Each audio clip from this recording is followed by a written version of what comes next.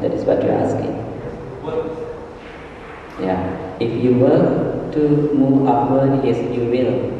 That is why Buddha says, cultivate positive energy, perform meritorious deeds. But if you are going downward, it is also dependent on your own actions. That is why Buddha says, refrain from doing evil. A man can be born as an animal, lower realms. And man also can be born in higher realms. That all depend on your own actions. And you are the one who is responsible, no one else. Is rebirth same as reincarnation? Rebirth, that's what I just told. Rebirth and reincarnation, these two terms have got something to do with soul. When we say reincarnation, there is some kind of meaning behind that. Soul is born again. There is a kind of soul which is permanent.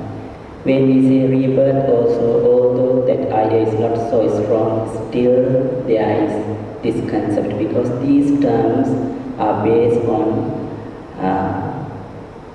I think, Christian culture, because English was based on that. So they have the eternal soul, so we cannot prevent it. That is why we again and again explain Buddhism teach rebirth without soul. Buddha used terms as Punabbhava and Khandana Pattabhava. These are Pali terms. Punabbhava means re-becoming. Bhava means becoming. Every single moment that you are becoming someone else. Your body is changing, your mind is changing. So every single second you are becoming. So after the death occurs here, the next moment what happens? Again re-becoming. So in this term, when we use Punabbhava, there is no place, there is no way for us to misunderstand that there is a permanent soul migrating from this life to next life. That is why we use the word Punabbhava. But there is no equivalent word to express this idea. That's why we use many other terms.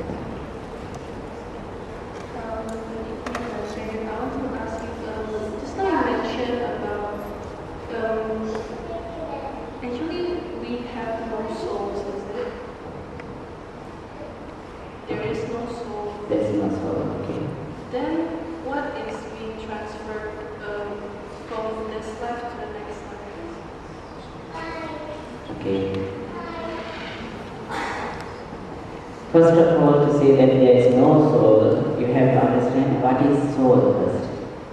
What is the soul theory? When people say that there is soul, what do they mean?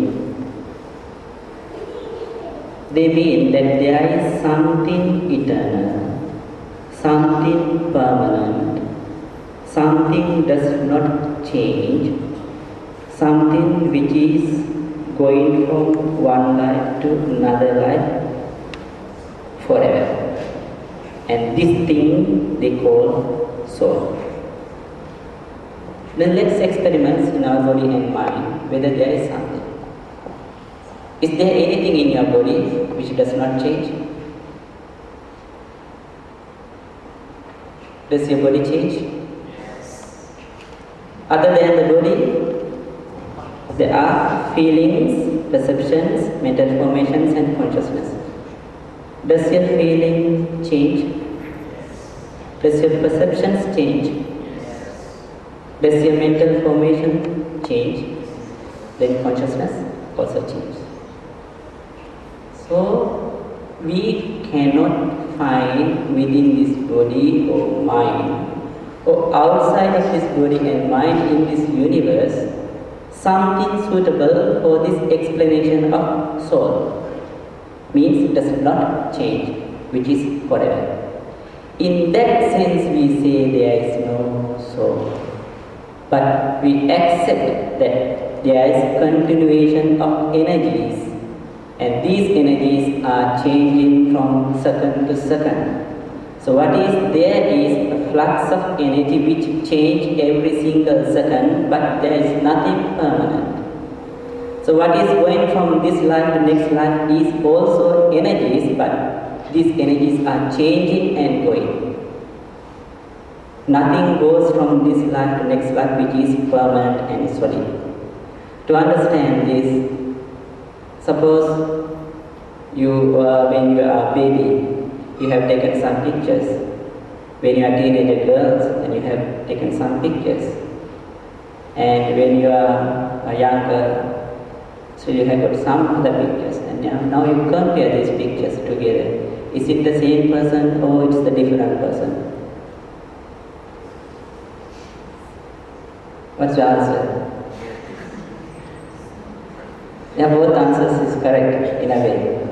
If you say it is same person, the meaning yes, it's same person. Why?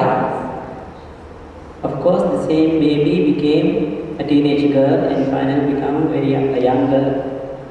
So you can see the process of changing of your physical body and mind. But on the other hand, if you say it's not the same person, but three different persons, also it is right. Why? From time to time, you have been changed. So there are two types of truths.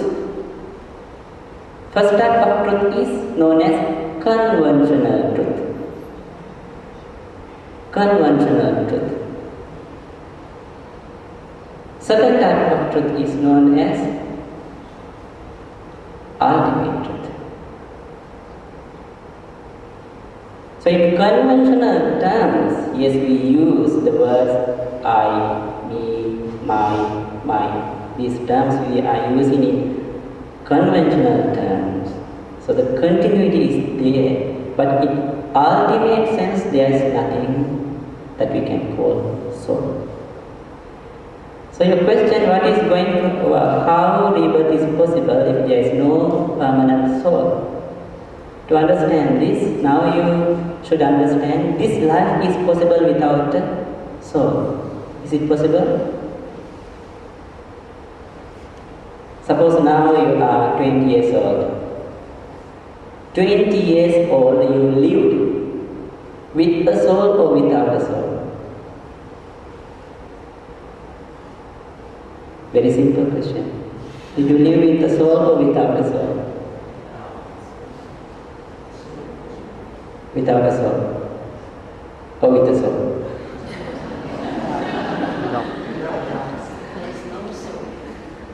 So, 20 years, throughout 20 years, what happened was the energies were flowing like a river. River is flowing, always changing. Life is flowing. Other than that, there is nothing that you can consider as permanent soul. So what happens once you die? And what is flowing to next life is the thought which based on your last thought arise in next life.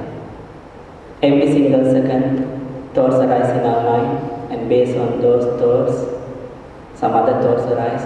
When one thought dies, based on that another one arise. When that dies, based on that another one arise. In this way there is a continuation of the energies. So that is what is happening when you die here. Without permanent soul, you will be born into a different life. And also I can give you the simile of